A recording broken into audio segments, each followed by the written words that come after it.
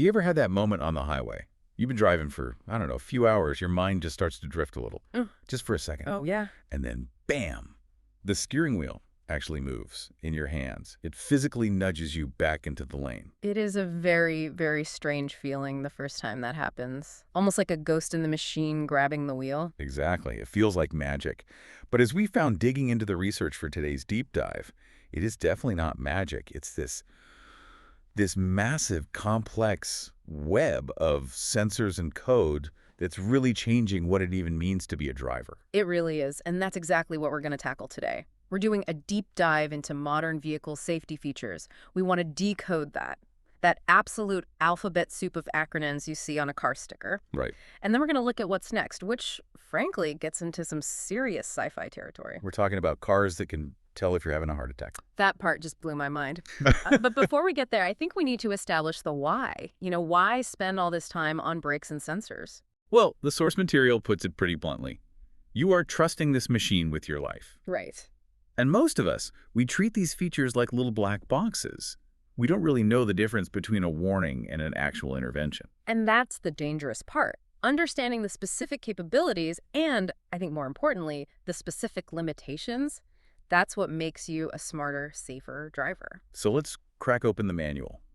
I think we have to start with the big umbrella term that covers almost everything here, ADS. Right. Advanced Driver Assistance Systems. It's just the catch-all term for, any system that uses sensors or cameras to help you out. But the key word there is assist, right? It's not advanced driver replacement systems. That is a crucial distinction. And to make it a little easier, the research usually breaks these down into 3 buckets. You've got your intervention feature. One was to grab the controls. Yep. Then you have warning features, the ones that just beep at you. And then the simple visibility features. Okay, let's start with the heavy hitters, the intervention features. The source material points to autonomous emergency braking, or AEB, as the biggest game changer. It really is. I mean, some say it's the biggest leap forward since the seatbelt. So walk us through how it works, because it's not just a camera, right? How does AEB know the difference between a stalled car and, say, a plastic bag blowing across the road? It comes down to a concept called sensor fusion. Most of the good AEB systems use a mix of radar, which is excellent for measuring distance and speed, and high-res cameras, which are good at identifying shapes. So it's constantly doing the math. Constantly. It's calculating something called time to collision. If that number drops below a certain point, let's say 1.5 seconds, and the system sees 0 input from you. You haven't touched the brake, haven't turned the wheel. Exactly. It assumes you're distracted or, incapacitated, and it slams the brakes hard, faster than you could ever move your foot from the gas to the brake. So it's basically a reflex speed upgrade for us. Now, the next one is where I think people get a little confused or maybe even annoyed sometimes. Lane keeping assist, LKA. Uh-huh. How is that different from the thing that just beeps? That's a great question. That's the classic difference between a warning and an intervention. Lane departure warning, LDW, that's the nag. It just beeps or maybe vibrates your seat. But lane keeping assist is the ghost hand. Exactly, the nudger. It uses a camera behind your rearview mirror to track the lane markers. If it sees you drifting out of the lane without your turn signal on, it actually engages the electronic power steering motor. It actually torques the wheel. Yes, it applies real physical torque to guide you back to the center. It's the feature that makes people feel the most. Like they're not in control, but it prevents one of the deadliest types of accidents. The head-on collision from drifting. Right. From fatigue.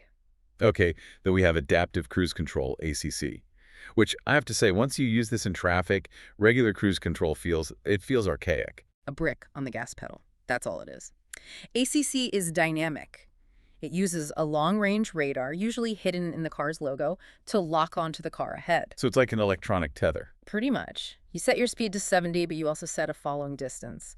If the car ahead slows to 55, your car matches it perfectly. He speeds up, you speed up. The stress reduction is just massive. But there's one more intervention feature the sources call the unsung hero, electronic stability control, or ESC. Yeah. Most people don't even know they have this, but it's been mandatory for years.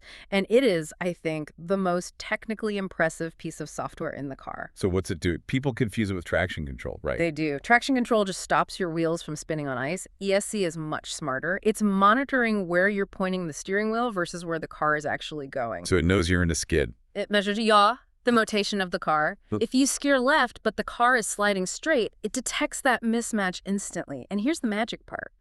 It can break individual wheels. Wait, just one wheel at a time? Yes.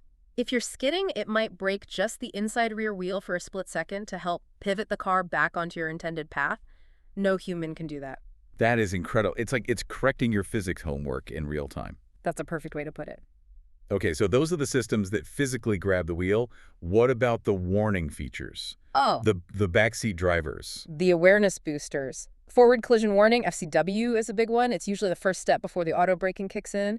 The dashboard lights up, you get a loud beep. It's the heads up yell before the robot takes over. Precisely. And then blind spot detection, BSD. This solves a problem as old as the car itself. That terrifying spot right over your shoulder. Right. And it's usually short-range radar in the rear corners of the bumper, bouncing waves into the next lane. If they bounce back fast, something's there and the little light in your mirror comes on. Simple, but so effective. And, of course, we have the basics. Rear view cameras, parking sensors. We take them for granted now, but the reduction in backover accidents, especially with kids in driveways, is huge. It's a simple tool that saves lives. And tire pressure monitoring, TPMS. It's preventative safety, right? Absolutely. A blowout at 70 miles per hour is a really bad day. This warns you of a slow leak before it becomes a catastrophe. Then there's the visibility category. The source talks about automatic high beams, AHB. The polite tech. It just sees headlights coming toward you and dips your high beams automatically so you don't blind the other driver. I feel like some drivers on the road definitely have this feature turned off. Or they just don't have it yet. True. Now, the source material makes a really important point here. We've been geeking out on all this tech, but underneath it all, you are still in a big metal box. Physics always wins in the end. If the electronics can't prevent the crash, you're relying on pure structural engineering. Right, cripple zones and airbags. Exactly. Modern cars are just packed with them. Front, side, curtain, knee airbags. And that's why those crash test ratings still matter so much. The software is there to avoid the crash. The steel cage is there to survive it. That's it. Okay, so we have this high-tech suit of armor. But here's the twist. The sources bring up something called the paradox of safety. Ah, yes. This is where the psychology comes in. And it is. It's a bit worrying. The core question is, do these safety features actually make us worse drivers? Lazier? It's a phenomenon called risk compensation. The idea is that when people feel safer, they unconsciously start taking more risks. So because I know my car has auto braking, maybe I follow a little bit closer. Or I glance at my phone for a second because, hey, Lane Keep Assist has my back. That is exactly the danger. You become a passive supervisor instead of an active driver. But the sensors are scanning the road, aren't they? What's the problem? The problem is, and the source is very clear on this, these systems have major limitations. They are not perfect. Okay, so where they fail? Weather's a big one. Heavy rain, snow, even fog can basically blind the cameras and scatter the radar waves. So if you're relying on it in a blizzard, you are in deep trouble. Big trouble. Also, something as simple as a layer of mud on your bumper can knock out your blind spot monitor. Or think about construction zones, where the lane markings are a mess. The system just gets confused. So the expert takeaway here is really about your mindset. Technology is a tool. It's not a replacement for your own survival instinct. The source puts it perfectly. Defensive driving depends on your alertness and your quick decisions. You are still the captain of the ship. A. Dallas is just a very helpful first mate. And that first mate can get confused. Okay, so that's today. Yeah. But I want to get to the fun part. The future.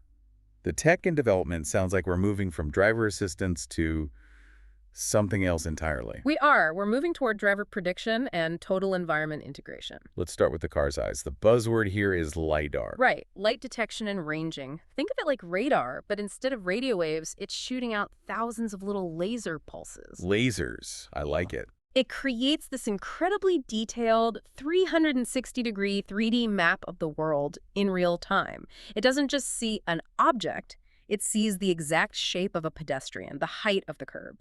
And the source also mentioned thermal imaging. This is for the biggest weakness of current cameras. Darkness.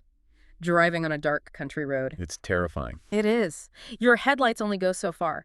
Thermal imaging picks up heat signatures. It can see a deer or person on the side of the road long before your headlights hit them. That gives you those crucial extra seconds. And what about AEB? It's getting an IQ upgrade. It is. Current systems are great at seeing other cars. The next-gen systems are being trained to recognize what they call vulnerable road users, bicycles, motorcycles, animals. So less brake for big thing and more Drake specifically for that dog. Exactly. But the biggest leap, I think, isn't sensors, it's communication, V2X. Vehicle to everything.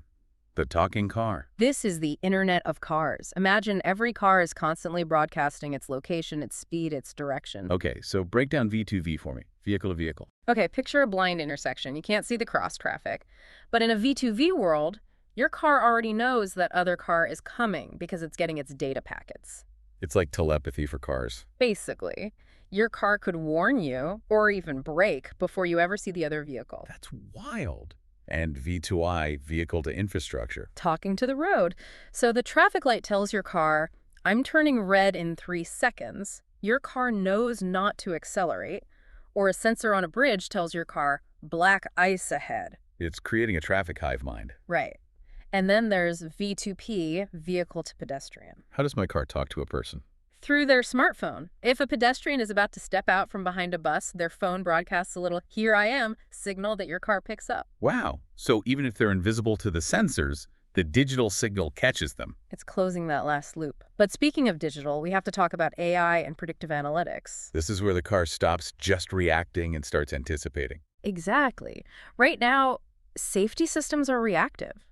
AI can analyze patterns. It can look at the body language of other cars. Is that car weaving, driving aggressively? It can predict a hazard before it even happens. It's profiling other drivers. In a way, yeah. And it's watching you, too. Advanced driver monitoring. It'll go way beyond just checking if your eyes are open.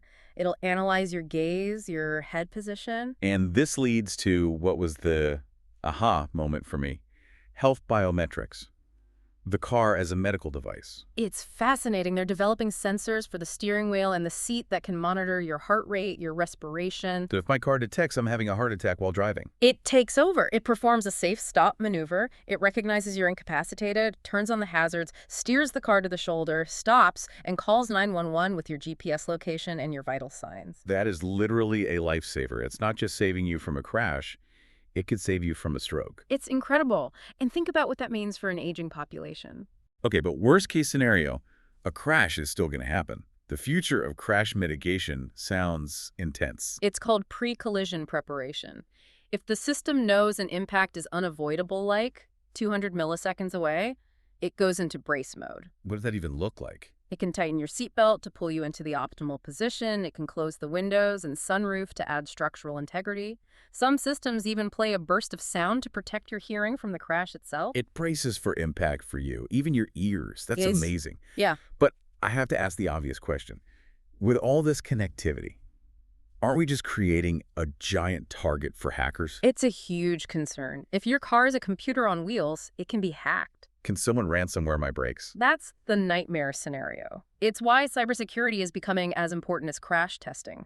Building digital firewalls to separate the critical system's steering, brakes from, say, the infotainment system. Good to know they're thinking about that.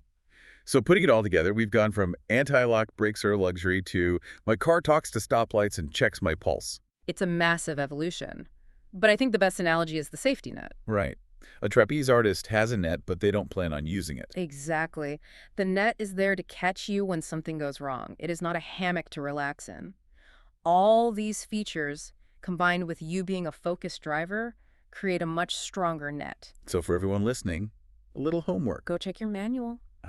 Or go to that website the source mentioned, My Car Does What. Find out what acronyms are on your car. Yeah. You might have features turned off in a menu somewhere that you don't even know exist. Turn them on. Learn how they feel. Be a smarter partner to your car. But before we wrap up, this whole conversation raises a pretty provocative thought for me. Oh, what's that? Well, we're moving toward this collective intelligence right now. Yeah. The car knows more about the environment than I do through VDV, and it might know more about my own health than I do. I think I see where you're going with this. At what point does the car become the primary decision maker? If my car knows I'm stressed, and it knows the road ahead is icy, and it decides to slow down against my will, am I still the driver? Or are we all just becoming passengers, even in the driver's seat? That is a wild thought. The line between driver assistance and driver supervision is getting very, very blurry. Something to think about next time your steering wheel gives you a little nudge. Definitely. Thanks for listening to this deep dive. Drive safe, stay alert, and trust your car, but trust yourself more. Safe travels, everyone. Please like, subscribe, and get notified.